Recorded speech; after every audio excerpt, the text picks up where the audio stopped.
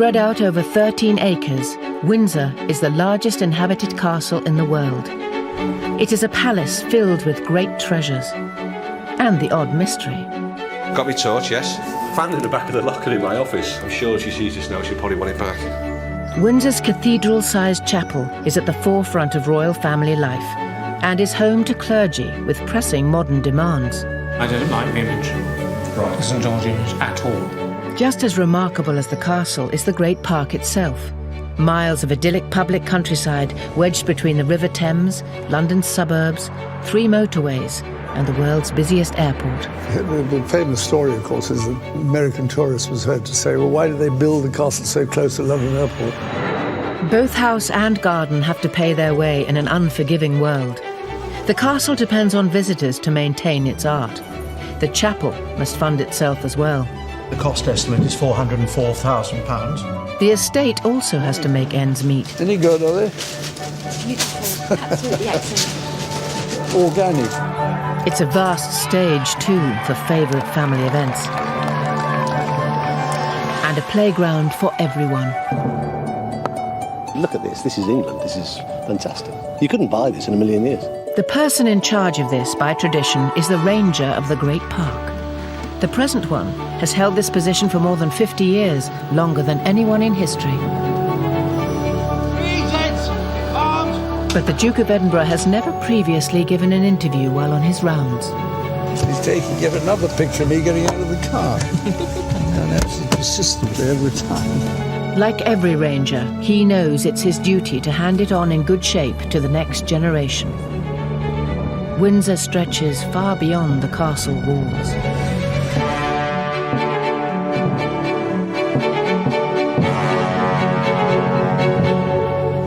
Friends had some of these parakeets or budgerigars, as we thought we'd got some of those, and then I thought it'd be rather fun to have some doves floating about. So the trouble is they get nicked by sparrowhawks and things, but on the whole their breeding seems to keep up. Within weeks of becoming monarch in 1952, the Queen appointed the Duke of Edinburgh to the position of Ranger of the Great Park. He must make sure that this ancient estate is run efficiently. The greenhouse production has recently been reduced. The difficulty is that we're either here by ourselves or we've got 100 people living in the place. You know, if you've got a greenhouse, you need to have a sort of constant production. It's much more expensive growing our own stuff and getting it from Tesco or whatever it is. He has not surrendered to the big guns of retail, though. He's recently opened Windsor's very own farm shop. So you go into the farm shop there. You want to do that? Yeah, I think that would be good, isn't it? We'll try and get there, but I don't know whether we can. This is quite funny. This pub here is now called the British Raj, I think, isn't it? Oh, no, it's still got Lord Nelson. No, it's the British Raj. It used to be called the Lord Nelson. It's now called the British Raj. Lovely idea. One of the advantages of the shop is that it's got this entrance and exit here. You can see there's quite a lot of people using it. The Windsor Farm Shop sells stock from all the royal estates. Great Park venison, Sandringham potatoes, Duchy of Cornwall biscuits. Is he going to stop? Oh, all right. But most of this stuff comes either from the Crown Estate or from local producers. Morning. Any good, are they? Beautiful, absolutely excellent. Organic, surely, is Yes, it? yes they are. Would be. Very tasty.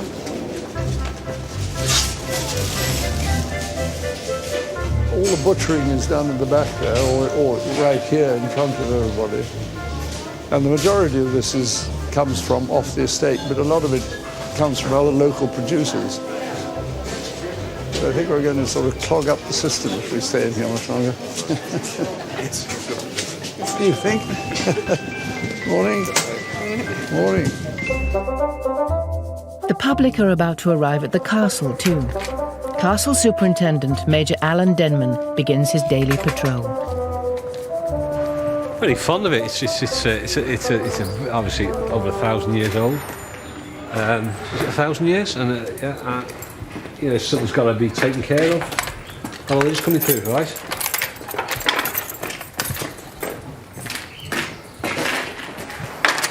Even though I've been here a year, there's still parts of the castle I've not been into. And Jimmy the foreman often takes me round and often gets me lost. And I've found lift shafts I've never seen before, towers I've never seen before. So you learn something about it every day. Tourism is crucial to Windsor. 1 million visitors bring in £8.5 million each year. The money supports the Royal Collection's national treasures, and the rest helps repay the castle's £4 million maintenance bill. Very good morning.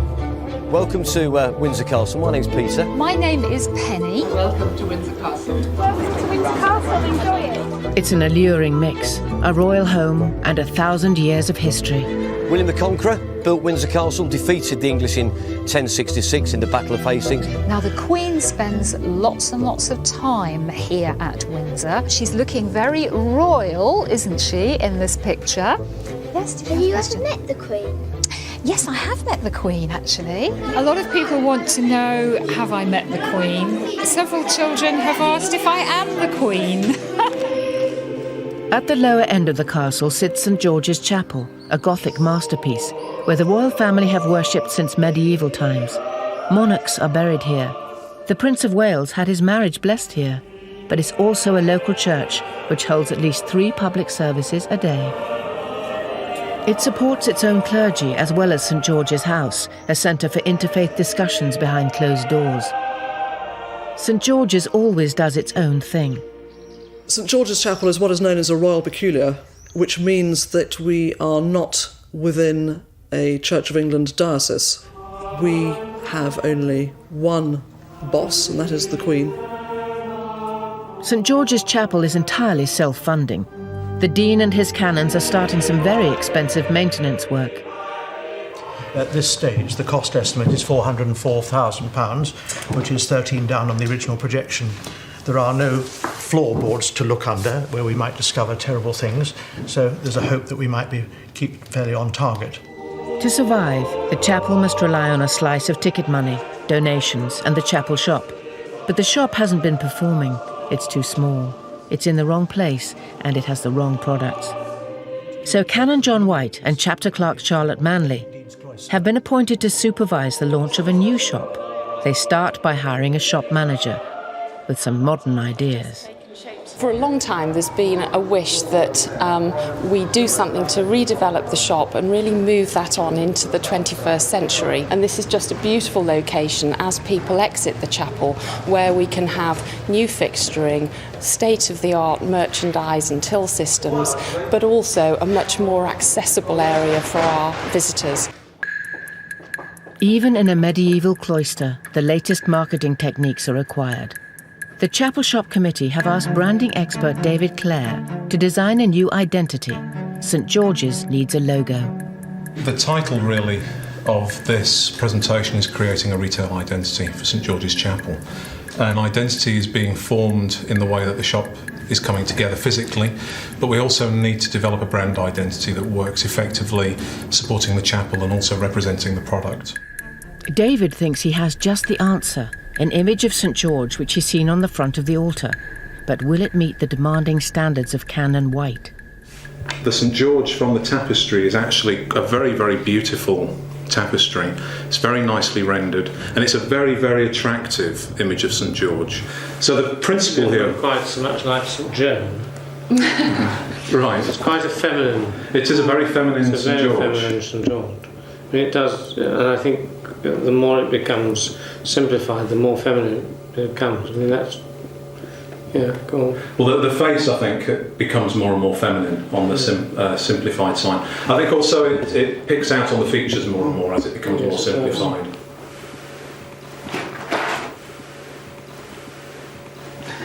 Can I start with a few straight questions? Yes, do. What are the pros and cons of the St Joan, St George issue? Try to confuse them with an image that is... Yes, I think I'm going to be blunt and say I don't like the image. Right. The St George image at all. Okay. I think it gives quite the wrong kind of feel. I think it's androgynous, and uncertain and a bit effete. And it has, as far as I'm concerned, all the kind of soppy romanticism that I don't think we ought to be showing. So the answer is no on St George. I think we would certainly be happy with St George, but not St George. That particular one. Canon White leads the search party round the chapel to find a more virile St George. I think there isn't a St George on this window, except... Yes, there is. Except he's kneeling somewhere, is he? In the centre? Oh, in the centre? No, he's not. No. That's St Michael the Archangel. He has wings, so he's St Michael the Archangel. So he does. Right. I beg his pardon. Okay. It's fun, but it wouldn't work for this.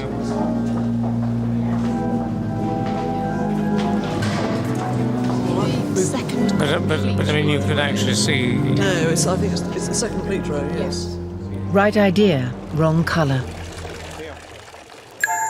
They widen the search around the castle. At last, tucked away in the chapel archives, they all find what they've been looking for. A tougher, stronger, more masculine St George.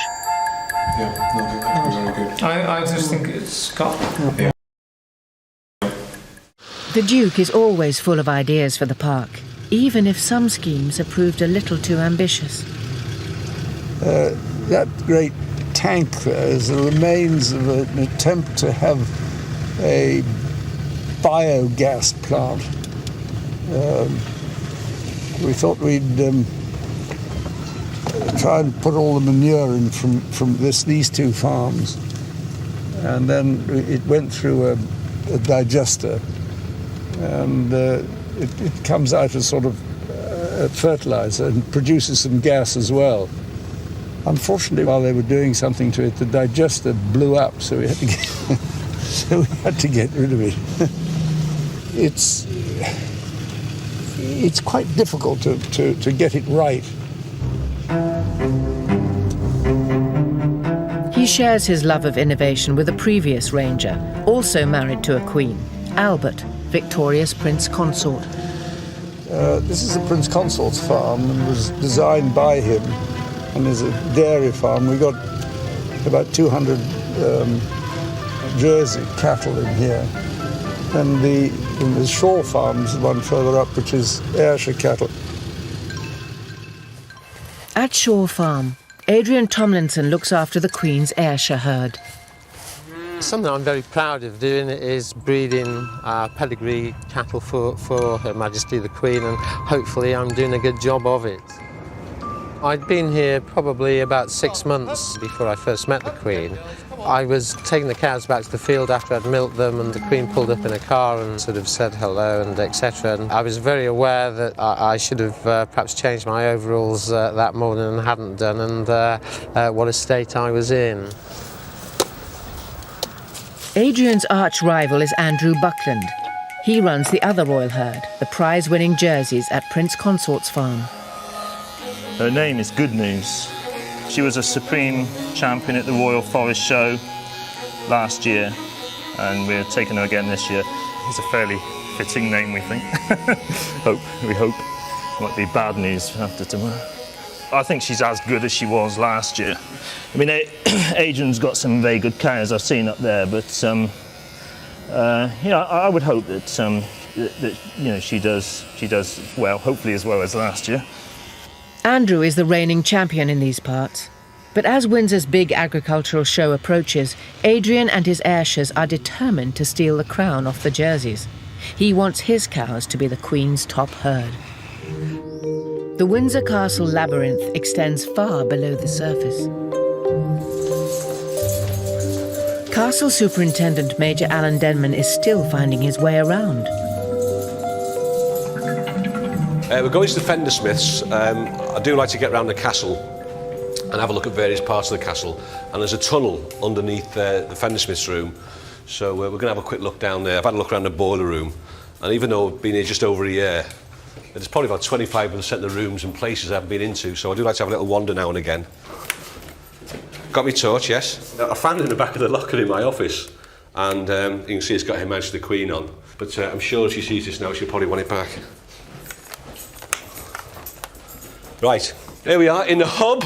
The operations room, the Fender Smiths. Tell us about this sign on your door here. I think it was one of the policemen having a bit of a laugh on his computer. It's a laugh, isn't it? Yeah. I don't wear such a big nappy as the boy there, but yeah, it's all right. Yeah. Right, let's have a look at this tunnel.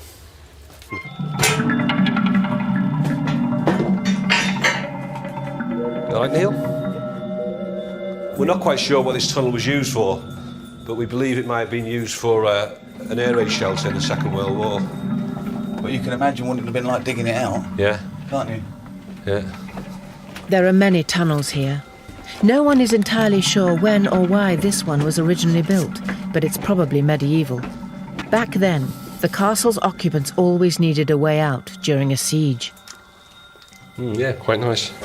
We could have Windsor spring water, we make a fortune. This is where the Fender Smiths keep their wages. Yeah. That's why there's 2 strong rooms rather than 1. Did you enjoy that, Alan? Yeah, it's another part of the castle I haven't seen, and it's very interesting.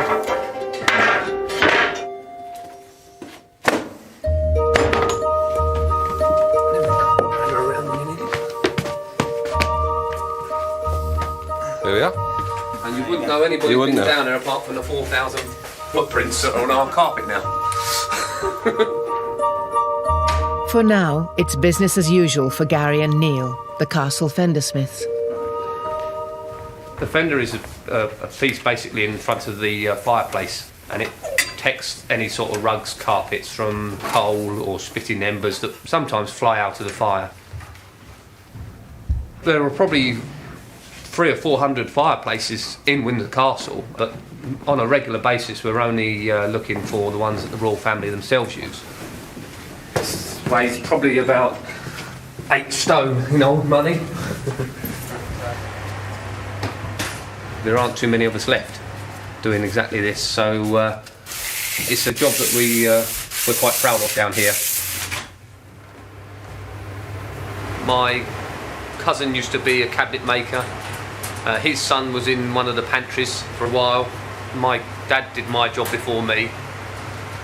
His mum was in the turkey farm down on the park, so yeah, we're sort of 3rd generation here. So it's a long old tradition for me. Once the royal family are in residence, it's always time for the Fender Smiths to smarten up. 9 times out of 10 we try to get in and out without seeing anybody, but there are times when you do bump into guests and members of the royal family, so hence the livery goes on. Gary was in charge of lighting fires at the time of the 1992 fire, but he has a clear conscience. We know the big one wasn't anything to do with us. Our fires are fairly regulated. That was one of the days when we would have lit a fire for Her Majesty. So, needless to say, I said to her page at the time, I don't think we'll be lighting a fire today, as unfortunately the castle was burning. It's not a bad one, is it? How does Father Christmas get in Windsor Castle this time of year then? Father Christmas will come down one of our chimneys if he's got a pass. Father Christmas isn't, I don't think, on the computer at the moment.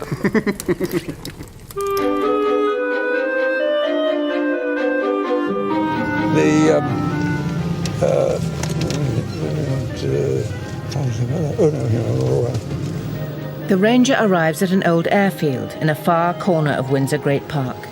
This was a base during the Second World War, and later on, the Duke had flying lessons here. After the planes left, he came up with another of his plans. Thought it might be an idea to start a polo club here somewhere, and we hit on this place. And then we got the head groundsman of Eton College to advise us on how to convert this sort of heath into a playing field. It's certainly quite popular. But now the standards are so phenomenal, they're even suggesting that this isn't flat enough.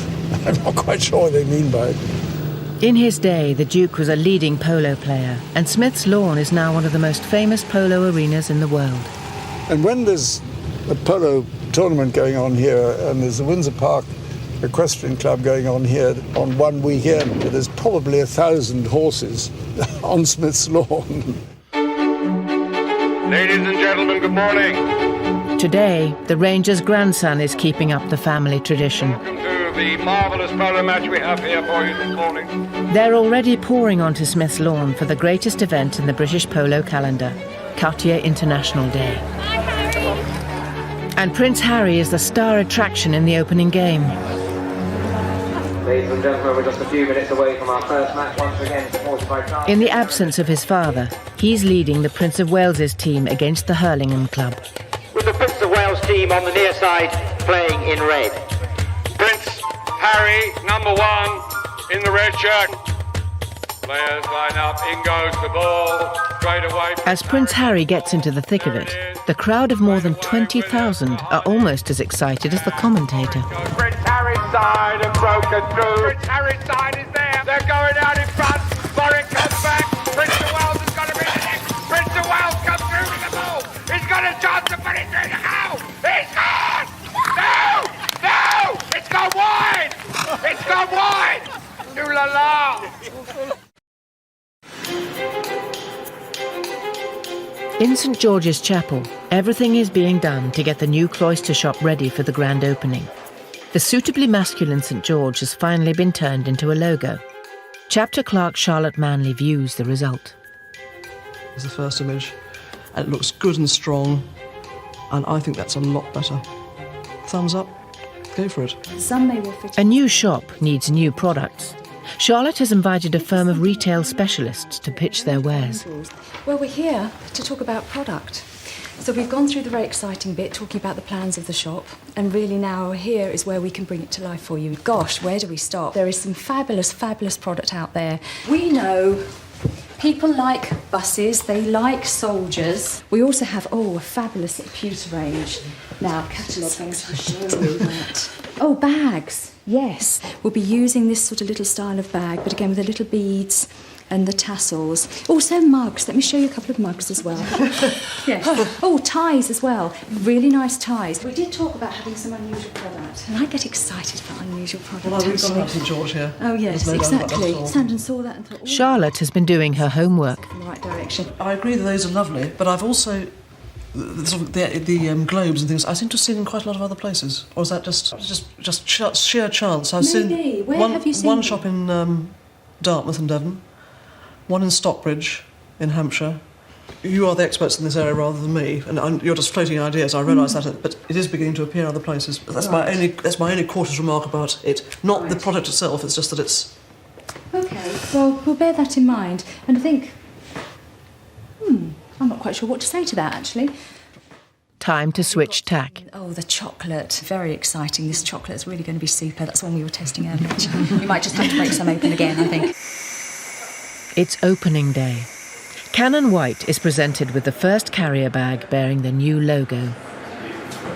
I think that's much better than what we saw before. I'm very happy I think with so, that. and I think it works well. As an illustration, it's worked quite well, really, developing it up from the statue that's great. in the centre of the cloister. I don't think we'll have any trouble with animal rights people about killing dragons, do you? Hopefully not. Okay. Yeah, and there aren't very many dragons left to complain, are there, really? Aren't a lot. No, that's right. That's good.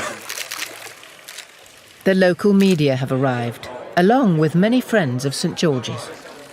The Dean of Windsor gets business underway. It's my great pleasure to welcome you all to this little reception. I declare that the shop is well and truly open.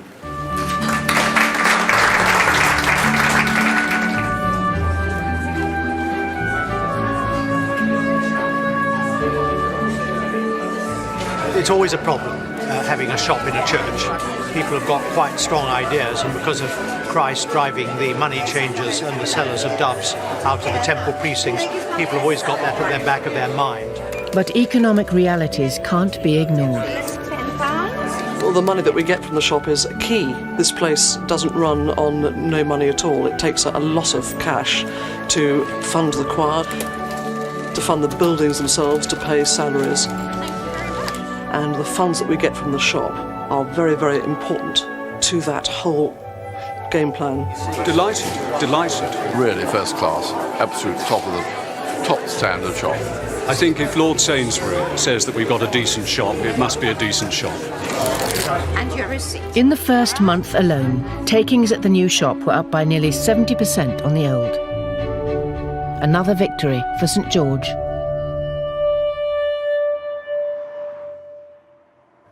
It's Judgment Day in the Great Park, the Royal Forest Agricultural Show. Rival royal dairy farmers, Adrian Tomlinson and Andrew Buckland are about to go head-to-head with their cows.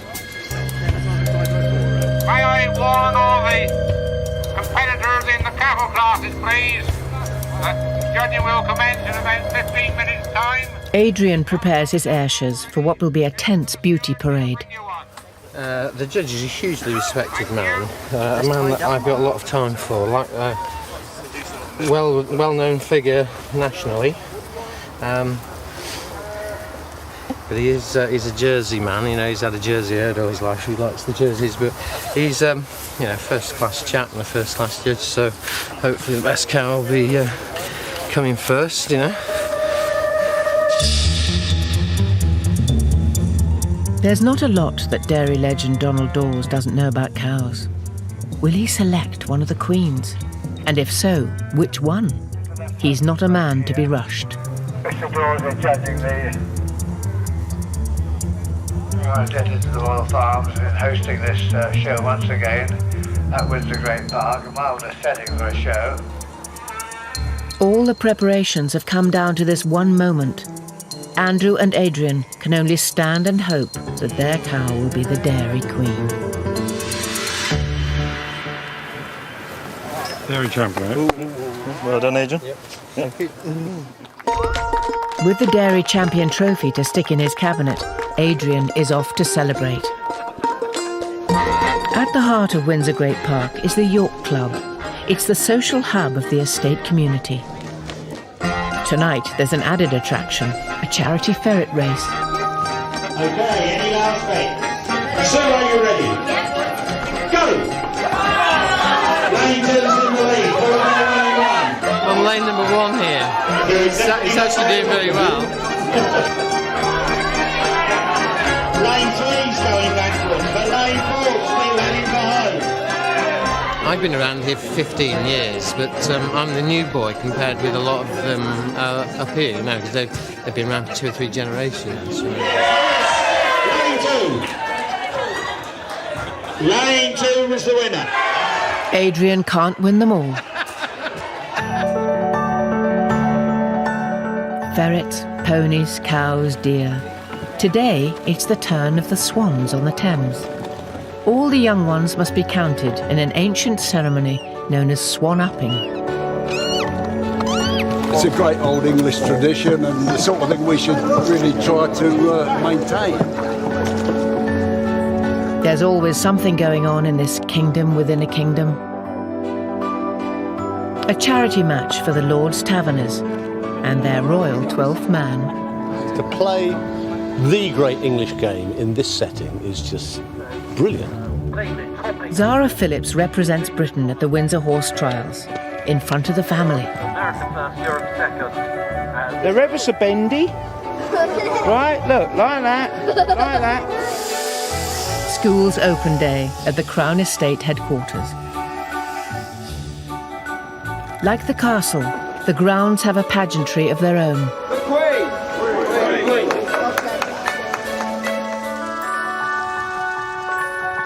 The Queen's Castle is a spectacular treasure chest. Much of the royal collection is on display here. Room after room of great paintings, antiques, drawings, furniture, and much more.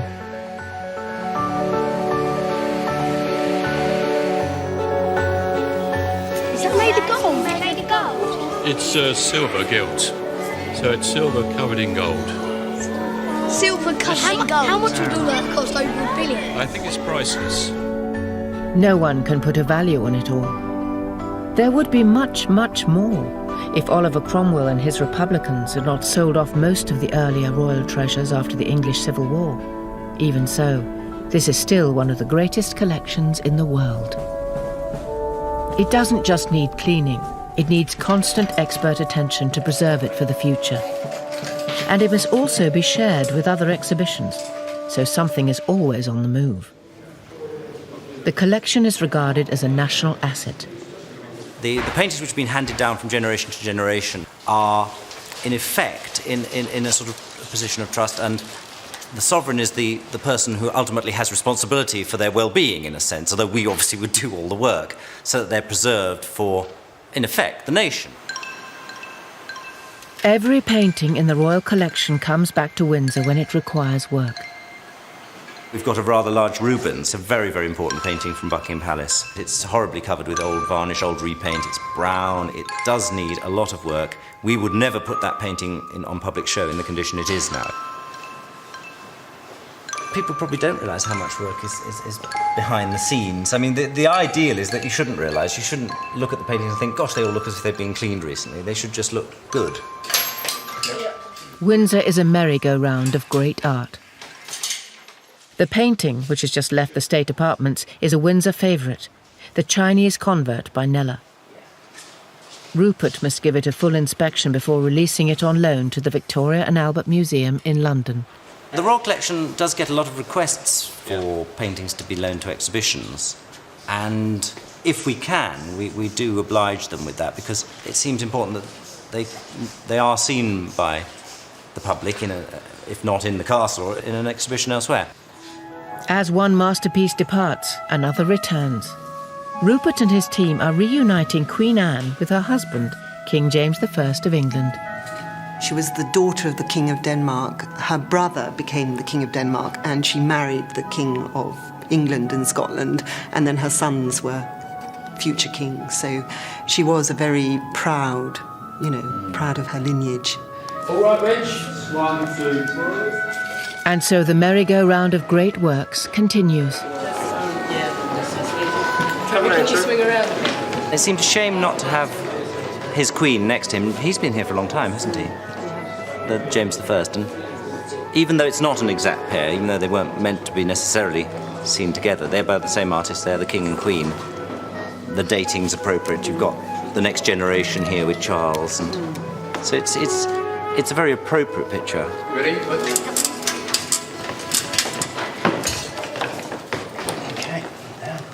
Is that enough? Yeah, that's good. Yeah, sound it. The castle is not the only place to see the royal collection at Windsor. In the home park, the castle's back garden, sits an elegant 17th century mansion, once home to Queen Victoria's mother. On display are tables and chairs which have been around the world many times. It's a kind of memorial to Britannia. When the royal yacht was decommissioned in 1997, Prince Philip wondered what to do with all the furniture. Well, we just had it, and I just thought it'd be a good idea if we kept it together. And the ballroom here didn't have any furniture, and I thought that if we took the dining room furniture from the yacht, it fitted almost exactly into there. And so we got the table, the main table, and the sideboards and chairs and things of that sort. And then we thought, well, we might as well put up all the china and silver in there too. The royal family often retreat to Frogmore for privacy. And yes, it's used quite a lot because when the Queen comes down here, takes the dogs out here, and that's why, because it's enclosed anyway, so that to keep hopefully to keep the rabbits out, but it's not very successful. It's easy enough to drive a team of horses or ponies around. It's not so easy to drive a car around. There's some odd dog grade there. Dog grade? Just there. Yes, looks like it now. They're dotted about all over the place. That's Queen Victoria's mausoleum.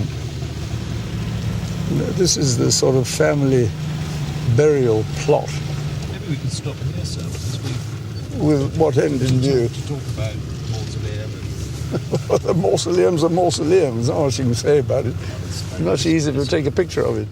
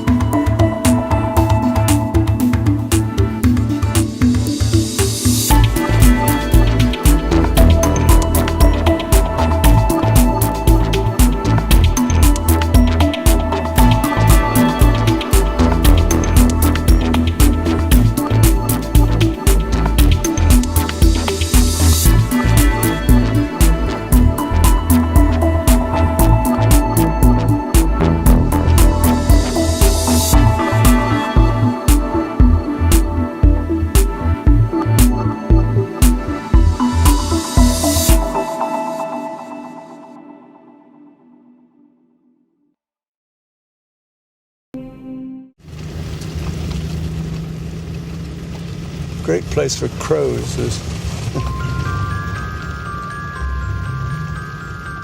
Of all the Duke's projects as Ranger, he's particularly proud of creating a new deer park at Windsor.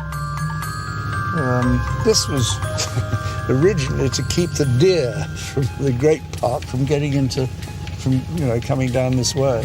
Now you have to keep the deer in. Bloody silly. That's the I can't see any of the deer. They're all on the left. They're down there. The trouble is, I think they wander about over here when everybody's out of the park, and then when people come in, they move off a bit. This used to be arable all through here. During the war, it was all ploughed up, but it's lousy. I mean, most of it's clay. It's almost impossible to do. And then we had cattle on it, and it was all fenced in. It wasn't profitable, and so we decided to put it back to a deer park. We brought them down from Balmoral. They've always been deer here, so at least we brought back their descendants.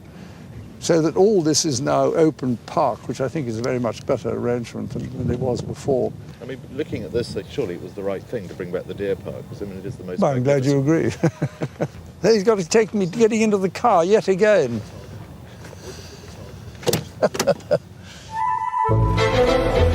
Perhaps the greatest challenge for the park during the Duke's era has been the increasing numbers who use it. I think many more people use the park now, because what's happened in the last 50 years is many more people have got motor cars. They can travel further, so that a huge number of people just can drive here.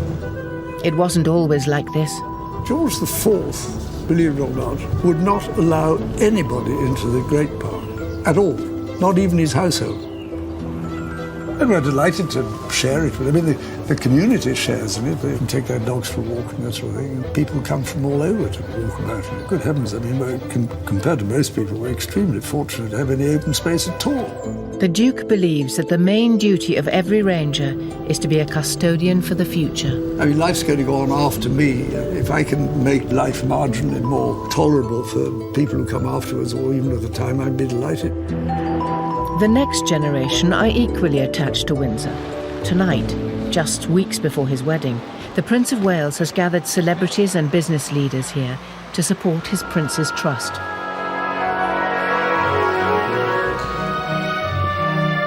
It's hard to refuse an invitation to dinner here. This is the first time that I've ever been to Windsor Castle. I'm trying to be polite, talk to people, but at the same time I'm looking all around me and trying to take it all in. It's breathtaking, awe-inspiring, slightly over the top, looking at the gold here. These guests, though, have not just come to admire the decor. They're ambassadors for a trust which has been helping disadvantaged young people for 30 years.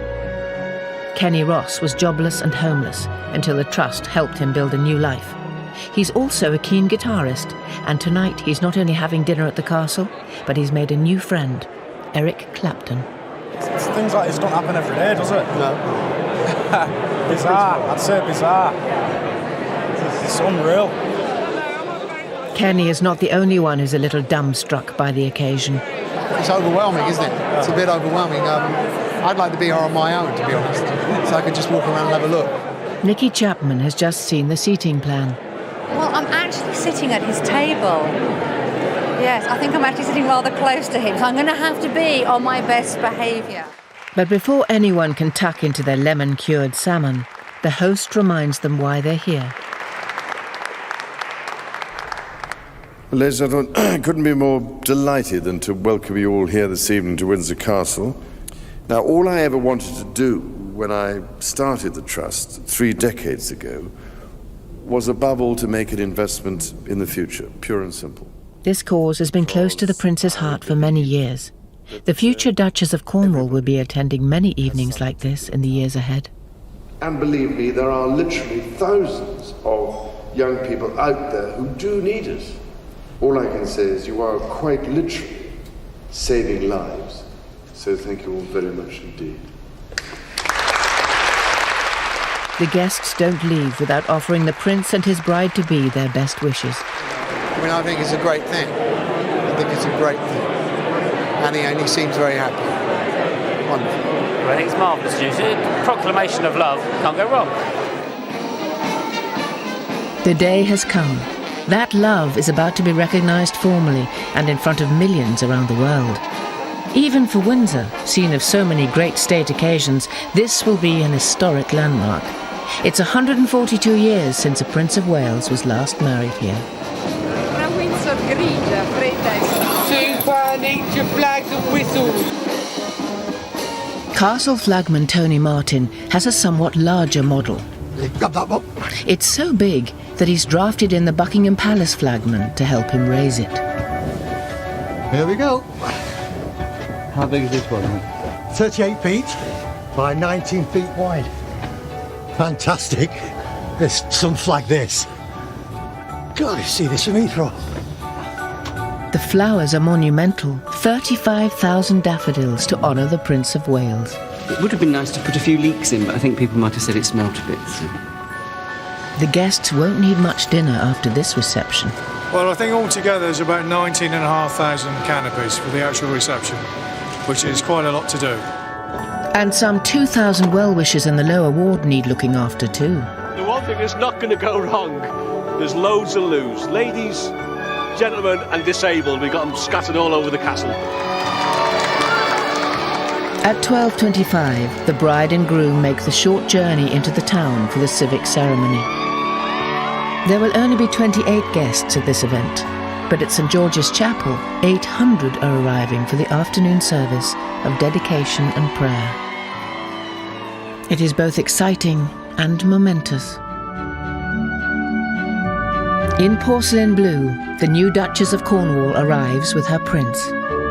By thy blessing, let these rings be to Charles and Camilla, a symbol of unending love and faithfulness. A new royal era begins. The Queen, the Duke of Edinburgh, and the House of Windsor rally round. Now officially Her Royal Highness, the Duchess begins her first walkabout. Oh, David, how are you?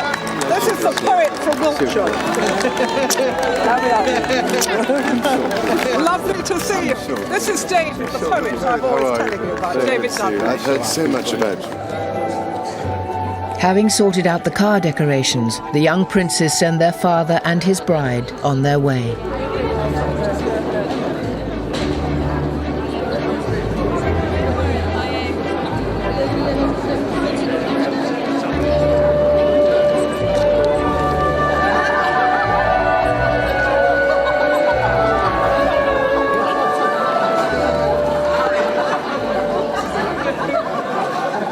Absolutely fantastic, nailed it. End of a good week. The honeymoon will be in Scotland.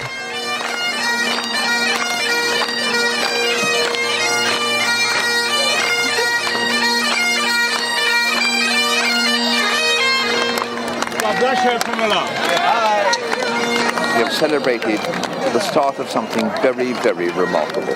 Those who were here today will never forget it.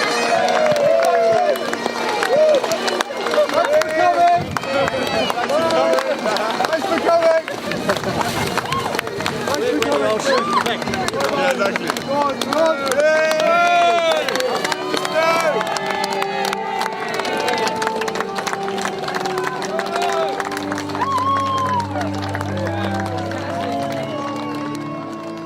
Windsor Castle has stood here through more than 40 reigns, and it is still very much at the heart of royal life. The prime challenge for every generation is to hand it on to the next. The Ranger hopes he has done his bit. I think to try and create a memorial to yourself while you're alive is slightly indecent, I think. I'd rather other people decided what legacy I'd left. I mean, I'm not trying to create one. Any organism needs to be kept going. The fact that it is going still after 50 years, that's not bad going, because if you hadn't done it, something worse might have occurred. William the Conqueror built his castle up here, and it's been occupied virtually ever since.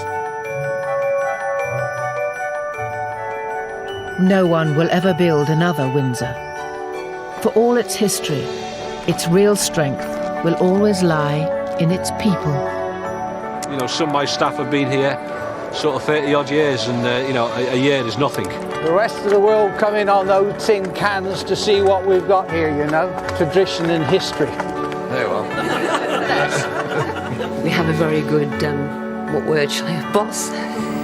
So I sit here and he sits there, is that right? Yes, ma'am. Take it in quick and get back here. It's the nervy time here. Marvellous. One of the lovely things about Windsor Castle is it's alive and it's working. I can't imagine Windsor Castle any other way.